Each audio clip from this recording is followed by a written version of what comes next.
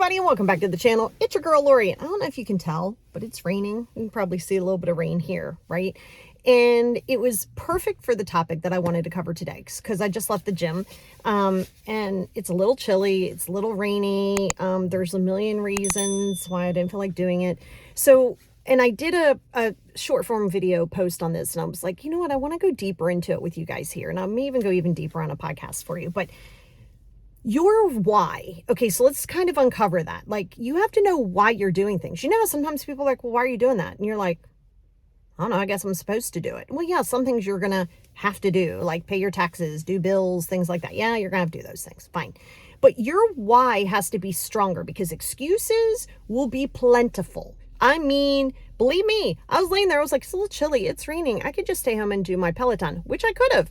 But I like to stick on a routine because I know my why. I know why I'm going and what my goals are, but they're for me. So see, that's a big one. Your goals have to be for you. You have got to stop trying to build your goals around what society wants you to do or what people think you should do or what your family needs you to do or what, oh, you got to do this or you got to do that. No, no, no, no, no.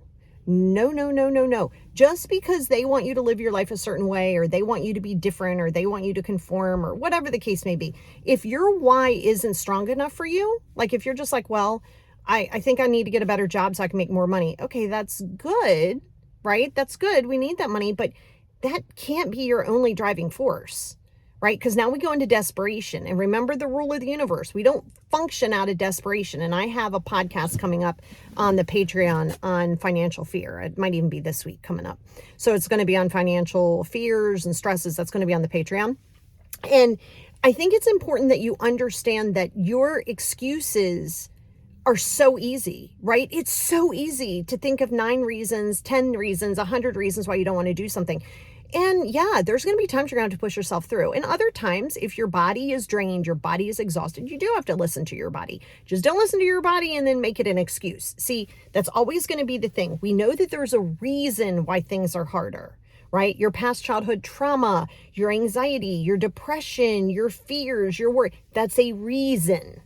Do not allow that reason to come into an excuse. Well, but I have anxiety. Yeah, you do. So okay, well, what are we going to do about that? We want to walk with it. We want to hold its hand. We want to embrace it so it's no longer controlling us. So you don't utilize your reason, which is a valid reason, and turn it into an excuse, which is not a valid reason. Valid, not valid. So you have to be clear in it because if you're waiting for this fake thing called motivation, not real. Motivation's not real. Motivation is the thing that you try to reason with yourself. Okay, I can do this. Okay. Is your desire strong? Because your desire, that stuff in the pit of your stomach, has to be strong. You have to want it. And when I say want it, this is so important. It's not just the end goal. Don't say you want to go do this because you're going to lose 20 pounds. Don't say you're going to clean your house because you want it to be neat and clean. And okay, but why? Well, because I'll feel better. Okay, so what's the process to doing it? Well, I'm just going to clean the house. No, you're not. No, you are not. That is not a plan. When you are resistant to doing the 5 journals, when you are resistant to writing things down and not just doing a list, we can all do lists. I am the queen of lists. But outside of lists, what are you going to do? You better bullet it. You better say, okay, if it's going to be clean the house, that's an end goal. That might take a year. That might take 2 years. Because let's say you don't want to just clean it. You want to declutter. And I could give you a service right now that could be like, come in and just declutter you. But if you haven't healed the mental space of that, it's going to get cluttered again because you're not doing the work. If I give you a Super Bowl ring, you're like, look, I have a Super Bowl ring. It doesn't mean anything. I mean, it's nice. It's flashy. You didn't earn it. You just got it. So you have to embrace the grunt work. You have to embrace the misery of sometimes having to do it. So that's a mindset shift. If you know it's going to be hard, don't go, I don't want to. Oh my God, it's going to be so hard. Oh my God, it's so difficult. I don't want. Okay, that's not going to be productive. You're allowed your feelings. You're allowed to kind of be like, ugh, right? But like I said, years ago, somebody told me, and it sticks in my head, the difference between successful, whatever you deem that as, and unsuccessful people, or it's people who don't reach their goals, are people who are successful, do the things you don't want to do, and they do them first, and they don't complain about it. That's the other secret. Oh, you could do it all day long, but if you're walking around in a misery like, oh my God, this sucks. Oh my God, I got to do this. Okay, that's only going to affect you, not only going to affect you, that's going to affect the energy around you. And then you're going to be like, well, no, why don't people want to hang out with me? Are you serious right now? Why do you think they don't want to hang out with you? Really? Okay, so you have to understand that your desire and your goals have to be for you. It has to be for you. And I will probably do a podcast on this because I feel like it's so important, because so many people get caught up in the I'm not motivated, never going to work for me. Well, I want to do it, but do you? Because if you really desire something, you are committed. And I mean committed, not just accepting, committed to doing the research, to doing the boring, to doing the hard, to failing, to getting up, to dusting your shoulders off, to trying it again, to implementing the things that work, to realize that there's going to be setbacks. And that's good. That's where we learn. That's where we now have the tools to take and utilize in those setbacks. That's good. We need those. That's not a failure. We need those. Okay. But you got to be careful, and because if not, you're going to go into a victim mentality. Woe is me. Why can't I do this? Why don't I have more friends? Why don't I have a relationship? Why don't I have more money? You're going to go into this weird victim mentality, which again, you're allowed to see it if it has power. If you're like, okay, I don't like this jam at all. This is not my vibe. I got to do something about it. So now you're looking at the problem. You know the feeling. You're embracing that feeling. Now you're going to do something about it. But what you're not going to do is just sit there and be like, this sucks. Oh my God, this sucks. I don't like this. Oh, now we're complaining.